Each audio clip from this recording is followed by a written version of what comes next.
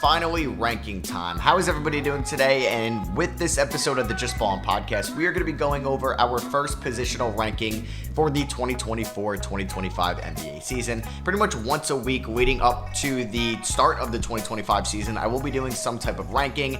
I did make a video on the Straw's channel. I'm going to be breaking down my top 30 point guard rankings for next year's season. So what I'm going to be doing and talking about today is not based off last season alone. It's going to be taking into account the way they finished off the year, their age, maybe to new change of scenery. Do I think that they are going to progress or regress next year for these rankings? So this is not just based off what happened last year. We're going to take a lot into consideration.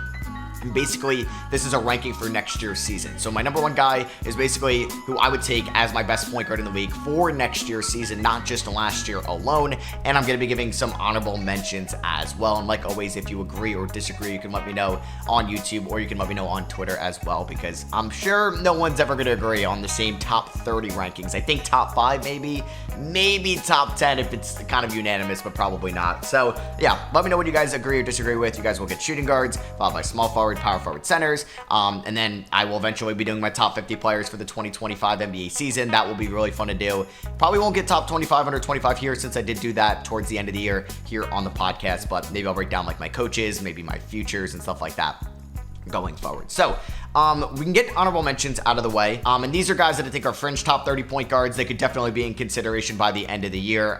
Those are Kyle Lowry, Chris Dunn, Anthony Black, Miles McBride, and TJ McConnell. They could be probably 30 to 25, and I'd be okay with it. They just missed the cut. I didn't really include any rookies here. I'm not sure if Reed Shepard's going to be more of a point guard or a shooting guard, and will he get the playing time to be somebody that could be a top 30 point guard? Maybe Stephon Castle, but he's going to be coming off the bench most likely for Chris Paul. Now we're going to see much of Nikola Topic in his rookie year. I think Devin Carter is more of a shooting guard, and Rob Dillingham could maybe crack this list. Depends on how impactful he's going to be as a rookie. So I did not include any rookies for this point guard ranking. Not sure if we'll see any, like, just kind of talking this out, any rookies specifically. If I want to include Reed Shepard in the shooting guard, I may actually, if it gets kind of thin, because point guard is definitely a deeper position in my opinion. And I think those guys could be honorable mentions. I also think Trey Jones can be considered an honorable mention. And then guys like Devin Booker will be shooting guard. Bradley Beal will be small forward, so they're not going to be featured for today's video, or today's podcast, excuse me. Derek White will not be considered for a point guard. He will be a shooting guard. Amen Thompson and like Josh Giddey, those guys kind of play the 1, the 2, and the 3. I think they're going to be considered more in like the wings, either shooting guard or small forward episodes. Alex Caruso won't be considered here. So if there's a really good player that I don't talk about today, it's most likely that they're in the shooting guard or maybe somehow small forward podcast episode. So just don't be too alarmed if there's a really good guy that's not in the top 30. And we're going to kick things off with Keke George, who was a very good rookie last year. He exceeded expectations. He was the 16th overall pick in the 2023 NBA draft. I thought he looked smooth out there at times. I thought he looked, I think, well past his progression I thought he would be in his rookie season. I did not expect him to be kind of the lead point guard for them. I mean, the THT experiment didn't really work out, and I think Keke George held his own. He was more of a shooting guard at Baylor. He did average under 3 assists during his time as a Bear in the 2023 college season. And he played majority of his minutes at the point guard spot last year, 71% of his minutes at the 1, 29% of his minutes at the 2. He averaged 13 points, 3 rebounds, and 4.5 assists. Like what happens with these rookie guards that have a high usage, that are asked to do a lot, their efficiency tends to not be the greatest. He shot 39% from the field, 33% from 3, but what's encouraging is the 85% from the line. Now, if Keke George replicates these exact numbers next year, maybe the points go up a little bit, but 13 points for a rookie is great. But if he maybe shoots 40% from the field instead of 39, maybe he shoots 33% again from 3, then I'm going to be a little alarmed, because those are similar to the numbers he shot at Baylor, but the free throw percentage was better. I thought he looked more comfortable out there for what he probably should have been more comfortable at Baylor, and I thought at times he was a little erratic, and I thought he was a little bit more calmer in Utah. Obviously, there wasn't too much pressure on him since the team was bad, and Will Hardy is prioritizing the development of these younger guys, but I thought Keke George really showed out in his rookie year, and he's going to come in as my 30th ranked point guard for next year's season.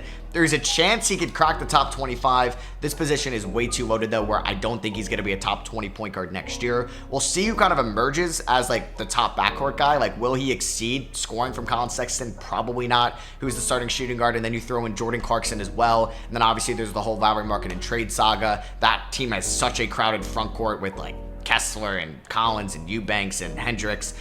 There's just way too many big men kind of in there in Utah. And then you add in some new rookies, and Sensabaugh has to get his run time as well. So like, we'll see if Keontae George is going to match the scoring, but if his playmaking improves next year and he's better as a lead initiator, this is going to exceed what I thought he was going to be at the NBA level as a combo guard and more as a true one, because he's got the size, he's got the speed, he's got the pull-up ability, where I think he could be a top 20 point guard eventually. I don't think it comes next year, but I have him in at number 30. And coming in at number 29, I have another player from the 2023 draft class, and that is going to be Scoot Henderson of the Portland Trailblazers. Scoot, like Keontae George, struggled from the field and from three, but they're kind of not different. Like, Keontae George ended up shooting 39% from the field. Scoot was 38.5%. Keontae George shot 33% from three.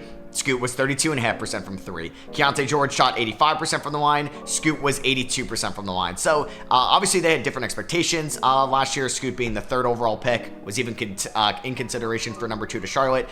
There's obviously going to be higher expectations for Scoot Henderson, who got off to an abysmal start. You guys kind of saw the records he set and the worst plus minuses. I mean, it's not like plus minus isn't also like an individual stat. It's more of a team thing. And he was out there with some bad lineups towards the end of the year. And Portland kind of gave up halfway through. I don't think they have the greatest veteran core around Scoot for his development. And the one veteran point guard they had in Malcolm Brogdon, they shipped him off to Washington this offseason. I don't particularly love Chauncey Billups as a head coach, but he's still kind of inexperienced. We'll see how he looks another year here in Portland. But if he doesn't get these rotations better, or if we don't see major development from Shaedon Sharpe or Scoot Henderson this year, I think they have to move on from a different head coach, because this is a big year for Scoot. He has the highest draft pedigree out of anybody on this team, outside of obviously DeAndre Ayton being a former number 1 overall pick. But over his last 25 games, which was a decent sample size, with Scoot starting 17 of them, and that was another big thing with Billups. I feel like Scoot was in and out of the starting lineup and never really committed to him throughout the season. There was some injuries with Scoot as well, but over those final 25 games, Scoot averaged 17 points, 6.5 assists, 3.5 rebounds, and I just love the shot. 41% from the field, 36% from three, 88% from the line on 4 attempts a night. Now the turnovers are high, but like inefficiencies, turnovers will be high for these young guards. We saw that kind of recently with Kade Cunningham as well, just a couple years ago. So I think we're going to see a big jump from Scoot Henderson in year number 2. I thought it was a little odd that he didn't appear in the summer league. I thought just even a game would have been nice. We saw Brandon Miller, Cam Whitmore, Brandon Bojemski in the summer league. All 3 of those rookies last year had better year 1s than Scoot Henderson did, but I know he got hurt last year, so maybe they just want to avoid that. But I think Scoot Henderson is going to come in as a top 30 point guard next year. I think he will be better than Keontae George. Obviously, he should have higher expectations than George as well. But yeah, I'm going to have Scoot Henderson coming in here at number 29. You can really only go up from what he did in his rookie year, which was very poor. Coming in at number 28, I do have Dennis Schroder of the Brooklyn Nets. Schroder should have a very large role with the Nets because they are going to be a bad team next year. Schroder, if he could just put up solid efficiency for the first half of the year, he could potentially go for a first-round pick at the trade deadline. Schroder was drafted back in 2013, so he's 30 years old. He will be 31 when the season starts. He's on an expiring deal. Last year, he did appear in 80 games for both the Raptors and the Nets and was traded to the Nets at the deadline. Actually played very well when he got traded to Brooklyn. He averaged 14.5 points, 6 assists, and 3.5 rebounds, and shot 42% from the field, but 41% from three, which was by far the best of his career in that sample size, and 80% from the line in 29 games. 32 minutes a night. We saw very high usage, probably the highest usage of his career in quite some time. I'm actually just pulling that up. Yeah, it's the highest usage he's had, I guess, since the last time he was in Brooklyn back in the 2022 season. He just bounced on a lot of teams since his Atlanta days in OKC, where he was runner-up in 6th man of the year back in 2020. That wasn't too long ago, and he's been on so many teams since. He was on the Lakers in 21. He was on 2 teams in 22. The Celtics and the Rockets, and that's what I meant before, the Celtics, not the Nets. This is his first time on the Nets. Lakers back again in 23, then he was on Toronto in 24, and then traded to Brooklyn. So he's been bouncing around, but I think as the true veteran guy here, where he's going to look to get Claxton involved and Cam Thomas and some of the younger guys like Wilson, Whitehead, Clowney, and Sharp, this is going to be a nice, I think, veteran first half for Dennis Schroder. I think he's going to have a top 30 point guard season, but I would not be surprised if Schroder is on a different team post the trade deadline. He's going to get his rebounds. He's going to get his assists. I don't think it's going to really translate into the ceiling raising. I don't think he's going to lead the Brooklyn Nets to playing tournament consideration at the trade deadline, and then they'll be hesitant to sell. No, I expect the Nets to be really bad with or without Schroder, but I think Schroder is going to be solid enough for this team, even though how abysmal it's going to be around him, to be a top 30 point guard. He's coming in at number 28 for me. I'm really intrigued intrigued to see how next year looks for Russell Westbrook. It's going to be another new environment like Dennis Schroder. He's been on a lot of teams basically since the 2020 season. Obviously, he spent a ton of time, 11 years with Oklahoma City. Then he spent 1 year in Houston, 1 year in Washington, 1.5 years in LA, 1.5 years in LA with the other team in the LA Clippers. So he's yet to spend 2 consecutive years with a same team, basically since the 2018 and 19 seasons. So yeah, we'll see how he looks in Denver this year. Going to be a full-time backup, something we haven't seen in quite some time either. When he was on the Clippers last year, he started all 21 of his games, and then, or in 23, and then last year in 24, he did start the season and then realized it was kind of best for him to come off the bench. He did finish top 10 in 6 Man of the Year voting, but it's really if Russ is going to decide if, like, the role specifically is going to be best for him, right? Is he going to be limiting his shots, or is he going to be someone that still has the confidence, which he probably shouldn't have from 3, because he's never really been a good 3-point shooter in his career. The best year he shot from 3 was the year he won MVP back in 2017, and he shot 34% on 7 attempts a night. Still not great, and he never really eclipsed that once again. He's more of kind of a dribble, get to the rim guy. I think he should just put all his focus on getting to the line and finishing at the rim, because he can still get to the rim with ease with his athleticism, his downhill ability, still a good ball handler, but it seems like Russ maybe struggles at times, maybe hitting his free throws or finishing, but he can get to the rim, but he struggles sometimes at finishing at the rim, and I think he can work the pick and roll great. I think he can be a high usage guy off the bench, but it's like kind of going into that role, knowing you're not a shooter, but you can get to the rim. You can run the pick and roll with Zeke Naji off the bench. It would have been fun with Deron Holmes. He can run the pick and roll with Nikola Jokic. There could even be some fun 2-man games with Jamal Murray working off ball where he could be better suited at times as well. So I do think Russ will be good under Mike Malone next year. He's coming in at number 27. Might be the last year he's a top 30 point guard for me. Number 26 is going to be Mike Conley of the Minnesota Timberwolves. Like Russ could be the last year he's in the top 30, but he's still a good player, don't get me wrong. Last year in 76 games, still very available. 11.5 points, 6 assists, 46% from the field, 44% from 3, and 91% from the line. Conley will go down as one of the more underrated point guards since he's been drafted back in 2007, 4th overall pick to the Memphis Grizzlies. He's not going to be a Hall of Famer unless he somehow wins a title as a contributing piece with the Timberwolves this year, but I mean, he was a one-time All-Star, but he's been very consistent over the course of his career, and he's been healthy too, which is great. Like, Conley's out there. I mean, I wouldn't say he's been so healthy, but he's been available. He has been. He's played over 1,000 games in his career, and I think he's got a better chance at staying on this top 30 than maybe a Russ does next year, because Conley knows his role. He's actually still a crafty scorer. He's a good 3-point shooter. He's got a beautiful step-back jumper still. He can get to the mid-range line and get his pull-ups in, and he's still a good facilitator. He's not the worst defender in the world. I think he's actually still a pretty solid defender out there for somebody that's going to be 37 years old once the season starts, and I think he's able to orchestrate this Minnesota Timberwolves team as a number 1 if he's fully healthy to being a top team in the Western Conference. He can get Ant and Cat the ball and still run some 2-man game with Rudy Gobert. So I think Mike Conley is going to be a top 30 point guard next year. He's coming in at number 26. So coming in at number 25, we have Chris Paul of the San Antonio Spurs. Now, this is going to be a new year for Chris Paul, or a new team, I should say,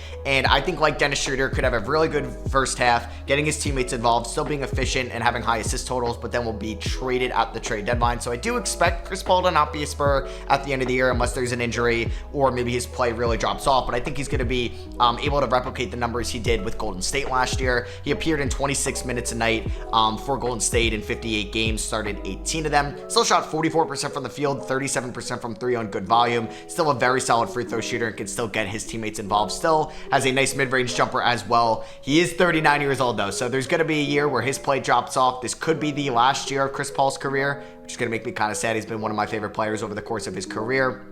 We've just seen him elevate teams. Didn't happen too much in Golden State, but I think he was a fine player. Obviously just overpaid for what his production is, but he's elevated teams throughout the course of his career, like New Orleans, Clippers, Houston, OKC, and Phoenix. Obviously those days are kind of long gone, but I do think he's going to be able to get his teammates involved, specifically the younger ones like Wemby, and help his development to being a superstar in this league. And even like the other guys like Vassell and Sohan and Castle, the rookie, he's going to be a great mentor too. And he's still fine on the defensive end of the floor. He's not great, but you know what? He's as good as someone you can ask for at 39 years old. And I do think he'll be a top 30 point guard this year. I have him in at number 25.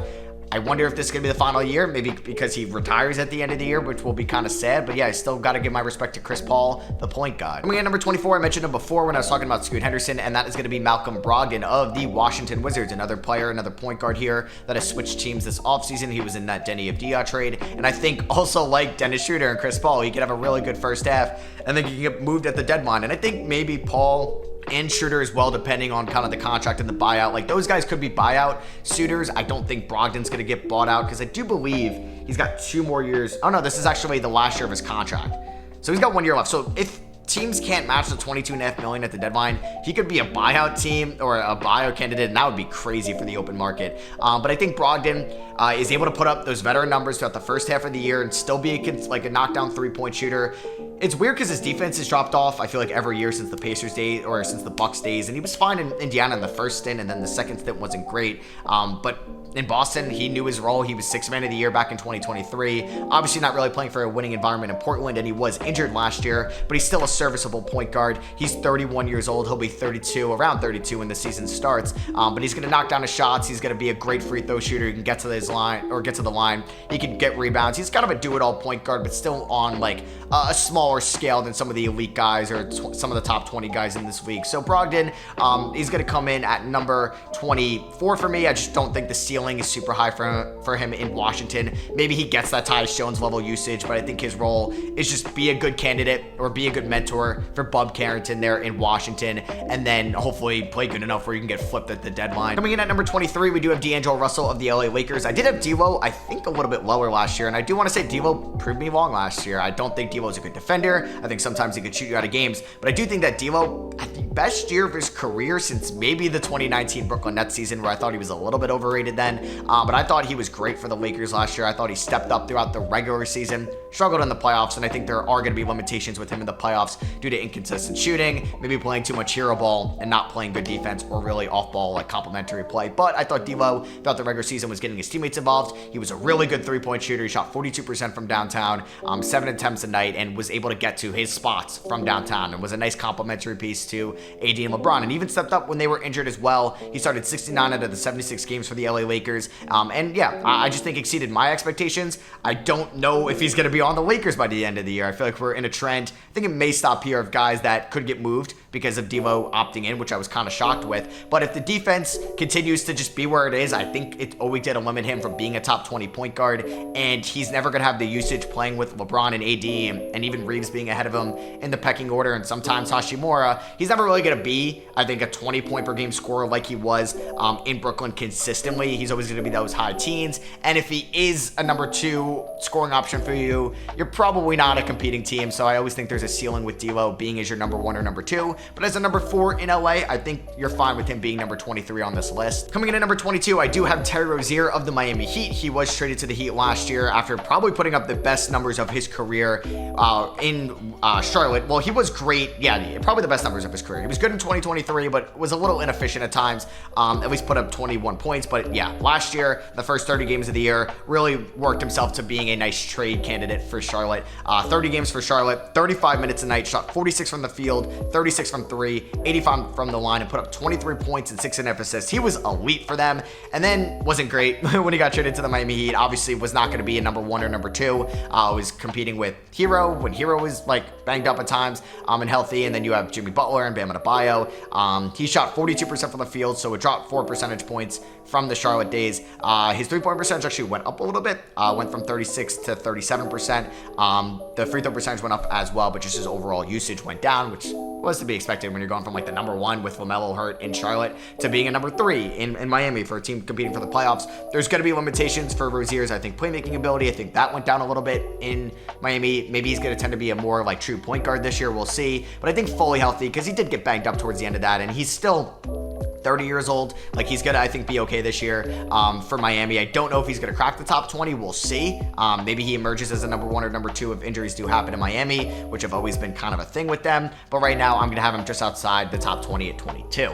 Coming in at number 21, I have a new Phoenix Suns point guard, and that is going to be Tyus Jones. I thought Tyus Jones was a top 20 point guard last year for the Washington Wizards. I thought was guaranteed to get like a nice 4 for 50 in the offseason, 4 years, $50 million, but he ends up signing a 1 year, $3 million minimum contract with the Phoenix Suns, which was definitely shocking to say the least. I thought he was going to get a nice multi-year deal because he was a really good playmaker, and I know the Wizards were terrible last year, and I don't think Tyus Jones is a good defender, but he shot 49% from the field, 41% from three, averaged 7 assists, 3 rebounds, 12 points. I think gets his teammates involved. He's a good transition player. He's not going to turn the ball over as much either as well. He averaged 1 turnover a night, and for most of the year, it was under a turnover. He had a phenomenal assist-to-turnover ratio, and I think he's just a very efficient player on the offensive end, and is a perfect guy in Phoenix. Like, this is an insane pickup for them. With him now running the point, you have Booker and Beal on the perimeter, KD at the 4, Nurkic at the 5. Now, there's going to be some defensive issues with that 100%, but I think Jones is going to excel on a winning team this year, where he's going to be asked to do a little bit less offensively, scoring the ball, but I think he's going to be doing a great job not turning it over, getting his teammates involved, slowing the game down, and will make Beal, Booker, and KD better around him, and I think he's going to be a borderline top 20 point guard. For number 20, it's going to be the breakout stud from last year in Kobe White of the Chicago Bulls. Now, I don't know really who's going to be the starting point guard in Chicago. Like, White could be the shooting guard. You have, I would assume, who will be in the shooting guard video. I think Giddey will be in the shooting guard video as well. Levine will be in the shooting guard pod. And then obviously now Alex Caruso, a shooting guard, is on the Oklahoma City Thunder. But Kobe White was phenomenal. Now, his splits like post, I feel like after the All-Star break, I think they got a little bit worse, just kind of pulling him up right here. Yeah, like his scoring went down a little bit. His efficiency did drop. Yeah, like pre-All-Star break last year in 55 games, 46 from the field, 40 from 3, 82 from the line. Post-All-Star break, 41% from the field, 32% from 3, 87% from the line. The numbers went down a little bit in actually more playing time, and I think the defense got a little bit worse as well when you look at kind of the overall metrics from what he was pre- and post-All-Star break. But I think he's going to be, I think, more towards pre-All-Star break last year. I mean, Kobe White was a really good scorer for a team that, I mean, I think exceeded expectations at times. Like, Chicago was like kind of a pest for somebody that ended up being, what, the 9th seed in the Eastern Conference. And that could be more DeMar DeRozan and just the overall team. But with no Zach LaVine, I think Kobe White stepped up last year. He appeared in 79 games. He was super durable for them. He finished runner-up in most improved player voting. I think he was a sharp shooting 3-point shooter last year. Like, this dude was pulling up 40 feet, I feel like, sometimes, and knocking down insane threes. And he could just turn it on like that. Like, he's somebody that is an extreme microwave scorer. I wonder if he's better just maybe as an off-ball guy, as an off-ball too, with Josh Giddey running the show next year. So I don't really know what to project the Bulls, because it's the Bulls, right? Like, they could just do anything. They could have Josh Giddey as your power forward at times. I don't really know what they're doing, but I could definitely see an efficient lineup with Giddey at the 1, White at the 2, maybe Buzelis at the 4, and Williams at the 5. That could be some fun small ball, and then you have Levine at the 3. We'll see. It's probably going to be an up and down year for Chicago, and that's why I'm a little hesitant in having Kobe White any higher.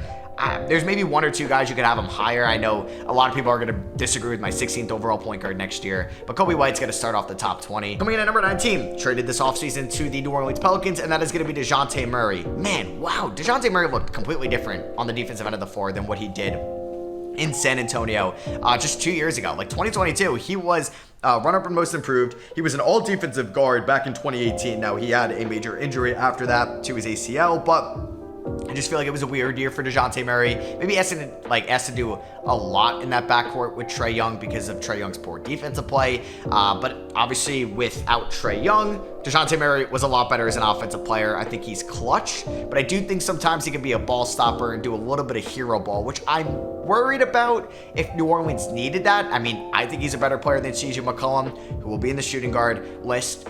But I do worry sometimes about Dejounte Murray thinking he's a little bit better than he can kind of actually be for a team, especially when it's just about winning games. Like, if you're trying to get me through the period where teams are tanking and it's like March and he could go off for some crazy games, but I wonder how much he could be a ceiling raiser for a team, specifically like the Pelicans next year. But I think now I'm underrating him. He's still a very good point guard. He can get his teammates involved. He can get to the rim. He can hit some really tough jumpers as well, and some nice contested shots. But he took 19 shots a game last year, the most of his career. Probably going to go down when you're playing with Zion Williamson and Brandon Ingram and Jones and Murphy and McCollum all need to get their shots as well. So that may drop to like 14 and a half, which could be fine. Like, he was a really productive player for San Antonio in 21, and that was coming off a major injury as well. So I think Murray could be better if he buys into the system. I think it's going back to what I mentioned with Russell Westbrook before. You don't have to play hero ball too much. You don't need to take a ton of threes. He took 7 last year, the most of his career, but he did hit 36% of them, which is obviously a fine number. Like, it's a hot, I'd rather you shoot 36% than maybe even take 4 a night and shoot 32%. So it's fine with me.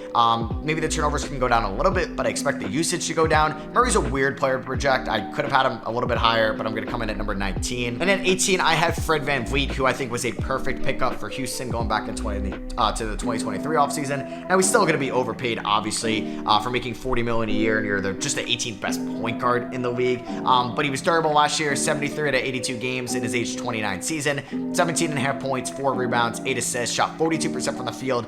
Always kind of struggled with his two-pointers and sometimes getting to the rim and finishing at the rim. He is 6 feet tall, which is small in the NBA. Someone who's 5'8" would be like, all right, 6 feet tall to me. But no, in the NBA, you are a smaller guard. But he was an elite three-point shooter, 39% from 3 last year on 8 attempts a night, which I love that aspect of his game. And he's been an elite three-point shooter since basically the year he broke out in 2018 in his sophomore year. He's a good free throw shooter, but he elevated, I think, his playmaking ability. He averaged 8 assists, he got his teammates involved, and he's still a solid defender. That may look to get worse as he gets older, but I think he's still going to give the Rockets really productive play, and I think could be a game changer if they do make the playoffs next season. So here's an interesting one that I think a lot of people may disagree with. You'll probably disagree more when you hear my 16th guy, but hear me out. 17, I have James Harden. James Harden is going to be 35 years old next year, and the point guard position is absolutely loaded. Now, this is going to be an interesting year for the Clippers. They lost Paul George. They replaced him with a bunch of role players. Kawhi Leonard, who was healthy last year. Will we see him healthy 2 years in a row? I'm not really sure. I mean, I'm not going to bet on it just because of what we've seen from Kawhi since he joined the LA Clippers back in 2019. Really hasn't been healthy since the 2020 season, and he didn't play for Team USA. Maybe that's going to make him a little bit fresher next year. We'll see. And there could be games, right, where Harden is the number one, Kawhi's out, and everybody else is healthy, and there are good complementary pieces around Harden, and he could put up maybe similar numbers to what he did towards the end of the Rockets days and his Brooklyn Nets days. Like, he could put up 24 points and 10 assists throughout a 2-week stretch. I could definitely see that. I just don't know if Harden's going to be the ceiling raiser as we've seen him anymore, and I'm really intrigued to see. I am going to be okay being proven wrong next year, but he appeared in 72 games for the Clippers as the number 3 option. We got a decent sample size, 16.5 points, 8.5 assists, 42% from the field, which has, that's kind of notable. I mean, he wasn't a good overall 2% or two-point shooter, in his kind of ended the Brooklyn days and the Sixers tenure. He shot 40% from the field in 22 for the Sixers. He shot 44% from the field in 23 with the Sixers. 42% from the field last year for the Clippers. The three-point percentage is still really good. 38% on 7 attempts a night. That's elite. The defense is continuing to drop off. I wonder if he's going to look to take as many shots as he's done in the past. 11 per game last year, but with Paul George leaving, that's probably going to go up.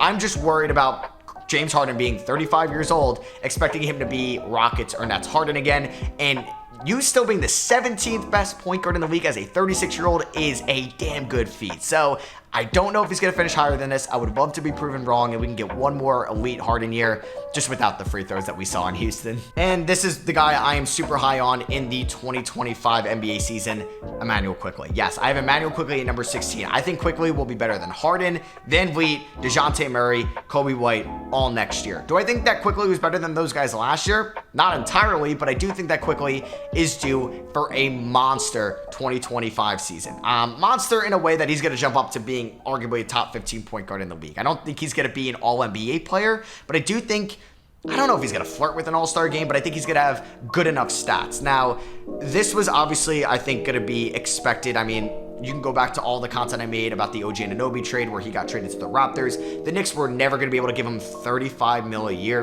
in which he just got by the Toronto Raptors because of Jalen Brunson. He was never going to be able to take 15 shots a night because of Jalen Brunson. He was phenomenal coming off the bench. He was runner-up in 6th Man of the Year voting in 23. I thought he should have won it because he was a lot better than Brogden on the defensive end of the floor and only started, well, he did start 21 games out of the 81, which is maybe a decent amount for that, but I digress. He averaged 18.5 points, 7 assists, 5 rebounds a night for the Raptors last year, 33 minutes a night. I don't think that really, like, it went about 9 from the Knicks days, and I think he's going to be a workhorse next year. I don't know if Darko Rajakovic is going to do like what Nick Nurse does. I don't know if he's going to play almost 40 minutes a night, but I do think quickly he's capable of it. He's been healthy most of his career. He played 64 out of 82 games as a rookie, which is good for a Knicks rookie under Tibbs. 78 games in year 2, 81 games in year 3, 68 games last year. I do think he's going to be healthy. Played 75 plus. He shot 40% from 3 last year with the Raptors and with the Knicks as well on good volume. He's an elite free throw shooter. He's an underrated defender. I think he's a better defender than Dejounte Murray, than James Harden, than Kobe White, than Tyus Jones, than Rozier, than Russell. Like, he's arguably the best defensive guard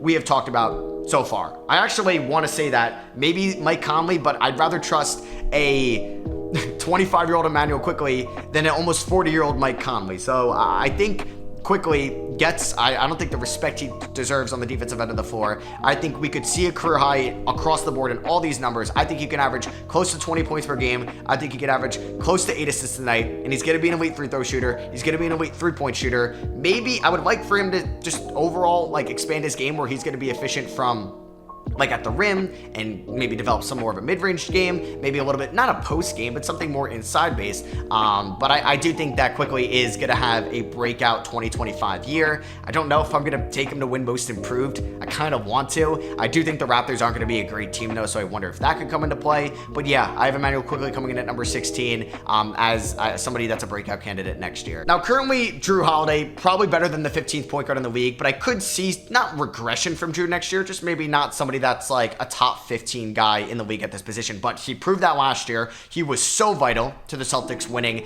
a title in the first year with Jrue Holiday. Coincidence? Probably not. He's an impact player for Team USA, and he's just still an elite perimeter defender at 34 years old. He'll be almost 35, so I mean, like, I could take some, maybe there's a chance he could regress there, but basically every year since 2018 outside of 2020 in the shortened COVID year, he has made an all-defensive team. He is one of the best perimeter defenders as a guard of this generation by far. He's an elite 3-point shooter, something he's developed. I don't know, he's actually been kind of elite over the course of his career, but it's on higher volume now, and he was pretty much available last year, played 69 games, started 69 of them. He's going to get his teammates involved. He's going to get clutch offensive and defensive rebounds. He's going to put his body on the line. He is a winning player, and that's why he's coming in at number 15. Coming in at number 14, somebody I do think is going to have a bounce back year that took a little bit of a step back last year, and that's going to be Darius Garland of the Cleveland Cavaliers. Garland finished 3rd in most improved player voting in 2022 and was an all-star. I think was better at times in 23, but in 24, he had a jaw injury. He only appeared in 57 games. I think there was a confidence issue. His shot selection kind of looked all over the place. I think he'll be back next year. I think there was always talks too. I mean, they could resurface that he can get traded. Would they move on from him? What's going on with Donovan Mitchell, Jared Allen? Now that they extended Allen, Garland's extension is fully kicked in. They extended Mobley. I think they're committed to this core. Now, there could be rumors again if they're disappointing, but this team is young and they're going to continue to get better. I mean, there could be some front court things with Allen and Mobley. We'll see if that works out, but I think Garland is going to bounce back to what he was in 2022 and 2023. I think he's going to be a much better 3-point shooter. I think his overall efficiency at the rim is going to be better. I think he's going to have more confidence. Like I said, I mean, you have a jaw injury, like you get hit in the face. Like, I don't want to re-aggravate that whatsoever, man. That is a very sensitive part of your body. So I think Garland will be better next year, and I'm expecting that for Cleveland, who should be a competitive Eastern Conference team. 13, somebody I've always been high on, and I'm going to still say that he would be a number 1 pick in the 2021 redraft. Kade Cunningham. Kade Cunningham, like with this Pistons team being better next year, should be more well known, I think, globally. Like, he played 62 games last year for the Detroit Pistons, dealt with some injuries, which he's dealt with over the course of his career, so I hope we see him play actually north of 70 games next year. But he did average 23 points, 7.5 assists, 4 rebounds, 45% from the field, 36 from 3, and 87% from the line. There were issues with turnovers in the beginning of the year, but those kind of dwindled down towards the end of it, and I think the Pistons should be better. I think the guys around him should be better. I love the pickups of Harris, Tim Hardaway Jr., and Malik Beasley, and you may laugh at that, but it's going to be a lot better than what they had last year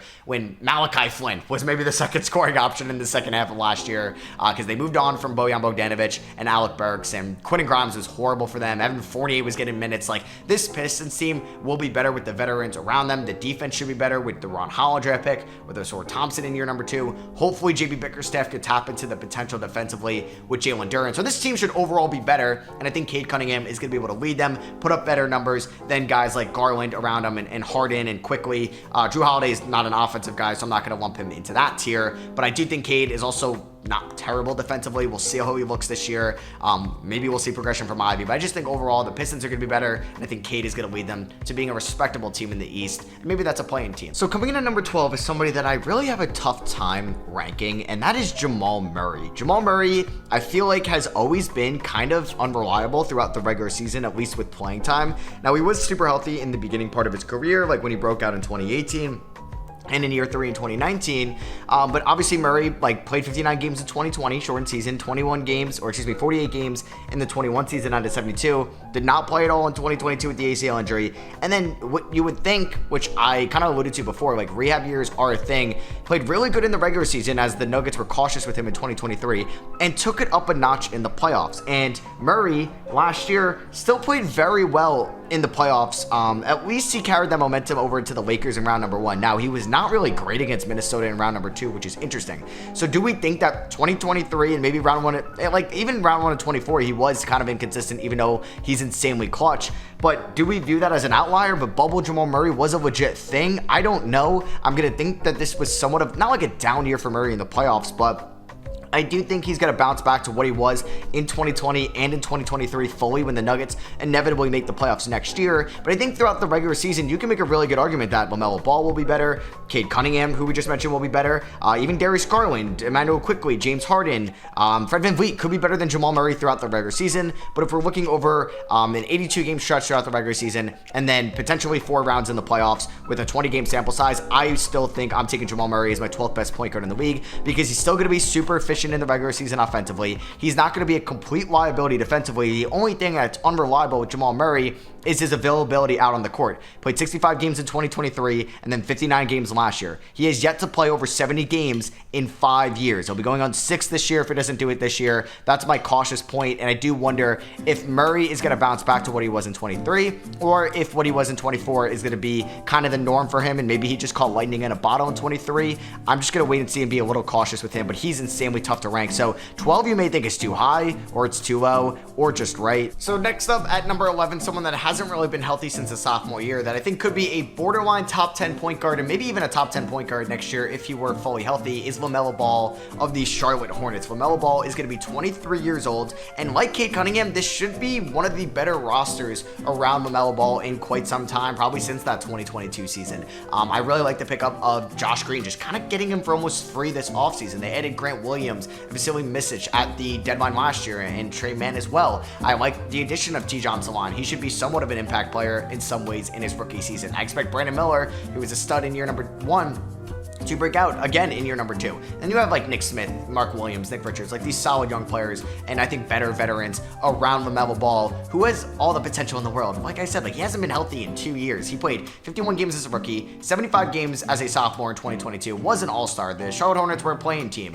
And then in 2023, 36 games. In 2024, where he got off to a rough start, in the first 8 or 10 games of the year, really balled out before he ended up having a season-ending injury and played just 22 games because he had a severe ankle injury. And LaMelo Ball, being 6'7", has, I think, all the potential in the world to be an elite defender as well. And that's why I'm really confident that he could be a top 10 point guard in the league.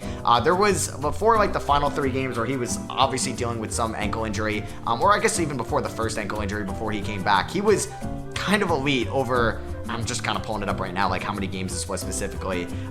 This was for 9 games where he was just an absolute stud. It's not going to pull up for me because my, of course, internet connection is terrible, but there was just multiple 30-point games, multiple double-digit assist games, multiple games where he was just keeping the Charlotte Hornets team that wasn't good in it. Here we go. It was actually 11 games where he averaged 30 points, 8 assists, a steal and a half, 7 rebounds a night, and shot 49% from the field. This is insane. 44% from 3 and 88% from the line. He was putting up Luka Doncic numbers, and like I said, if he could just tap into that potential defensively, he could be a top 10 point guard in the league. But it's, will LaMelo Ball stay healthy? Will Charles Lee, the new head coach, fully get LaMelo to buy in, which has always been a thing, his immaturity?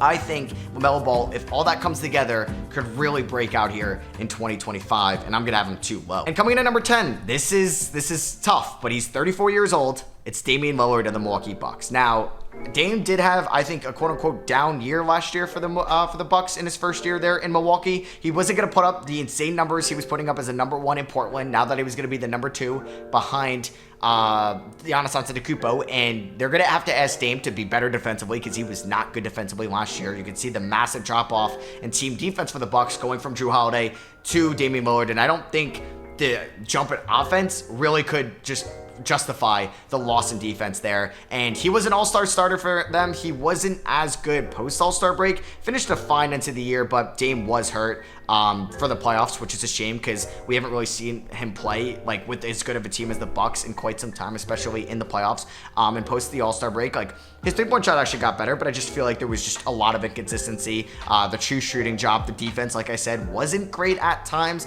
It did drop post all-star break, but I think Dame, you know what, I'll give him the benefit of the doubt because Doc Rivers came out and said this offseason he wasn't working out at all last offseason because he was afraid to get injured, and then the Blazers weren't going to be able to trade him. So maybe he's going to look completely different. Maybe I'm going to have him too low. I just think him going up there in age, the lack of defensive ability, which there are some players ahead of him that are worse defensively than Dame, but I just think being 24, 25, 26, already putting up similar statistical numbers, already proven to be a number 1 at times, is going to earn you a spot over Dame. And I'm going to be fine if I'm proven wrong at the end of the year, but maybe a hot take for me. I have Dame kicking off top 10 at number 10. At number 9, I do have Darren Fox of the Sacramento Kings. This position is so loaded, man. Basically, LaMelo Ball being 11 is insane. Darren Fox being 9 is also insane, where he helped lead the Kings to the play-in tournament last year. They were a playoff team 2 years ago. I'm kind of going back and forth who I think the best player on the Kings is. I think it might be Sabonis right now overall, but Fox, solid defender, shot 37% from 3 last year, 27 points, 4.5 rebounds, 5.5 assists.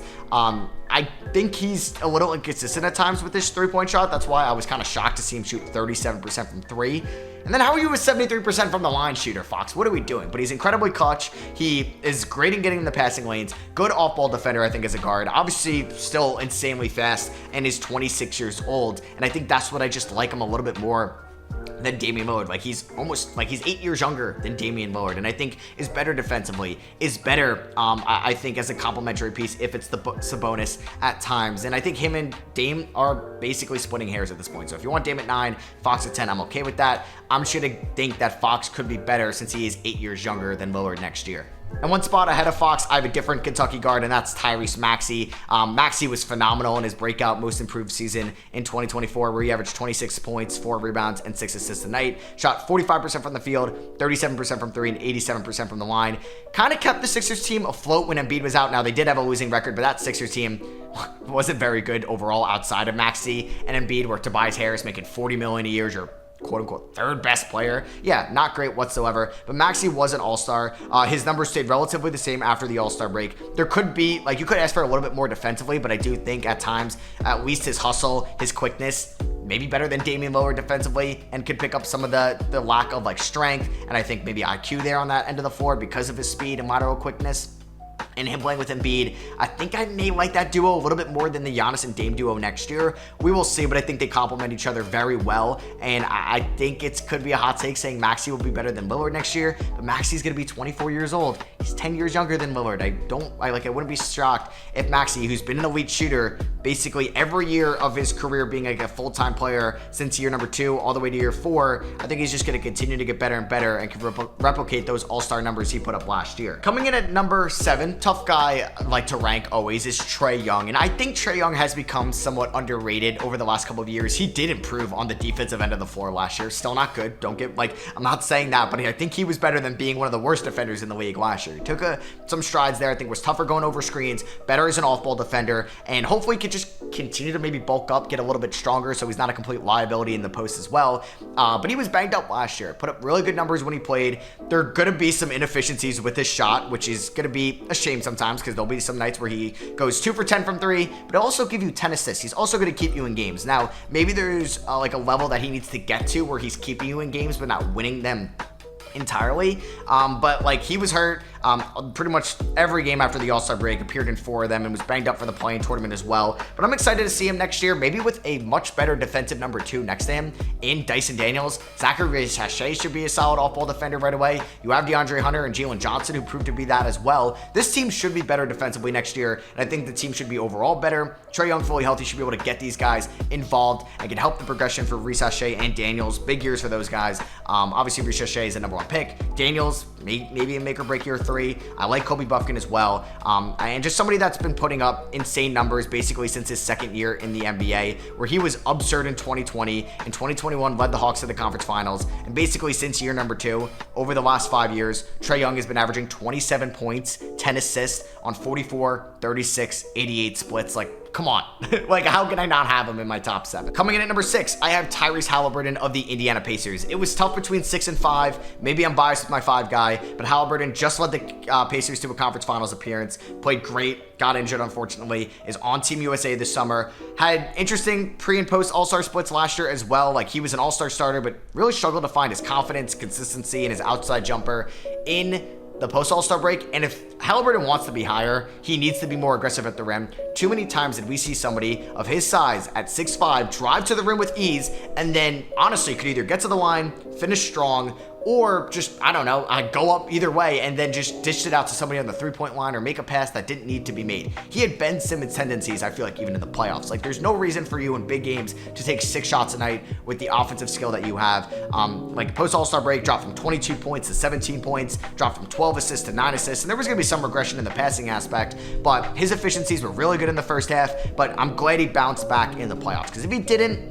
then it was going to be probably kind of some uncomfortable conversations with Haliburton this offseason. But he was phenomenal against the Knicks after a subpar round number 1, I think inconsistent round 1 against the Bucks, and was good against the Celtics in 2 games or 1.5, and then unfortunately got hurt. But I think Haliburton is borderline a top 5 point guard, and you can let me know if you think he should be in the top 5 next year. But coming in at number 5, I mean, I'm going to lay it out for you. Somebody that finished basically the 6th best guy when it comes to All-NBA teams, just missed out on All-NBA first team, was 5th in MVP voting, was an All-Star, top 5 in clutch player of the year, most improved player, averaged 29 points, 7 assists, 3.5 rebounds, and shot 48% from the field, 40% from 3, 85% from the line. And with the team that was missing its second best player in Julius Randle, second best player Julius Randle throughout most of round number 2, its third best player in OG Anunoby, missing Bojan Bogdanovic and Mitchell Robinson throughout most of the playoffs as well, led them to Game 7 of round number 2.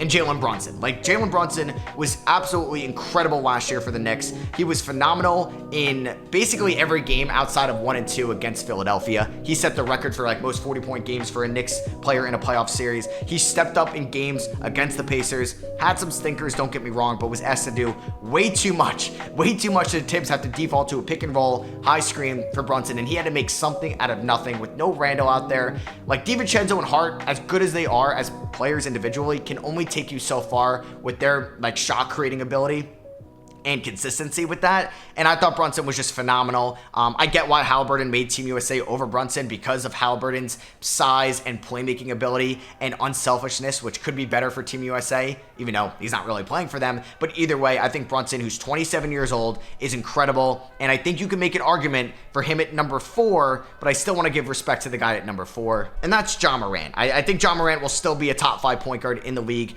next year. He was out all of last year with a suspension and injury, but his last full season in 23, he put up 26 points, 8 assists, 6 rebounds, and led the Grizzlies to the 2 seed in a much more competitive Eastern Conference. He was an All-Star, got some MVP votes, and I wanted to put Brunson at number 4, and you can let me know if I should, or if you think Haliburton should be at number 4 and Morant should be lower. Because maybe Morant needs another year where it's kind of like a rehab year, which we've seen in the past with notable injuries, but that's kind of, I feel like, more leg injuries. Like, his was a shoulder injury. I think he'll be fine.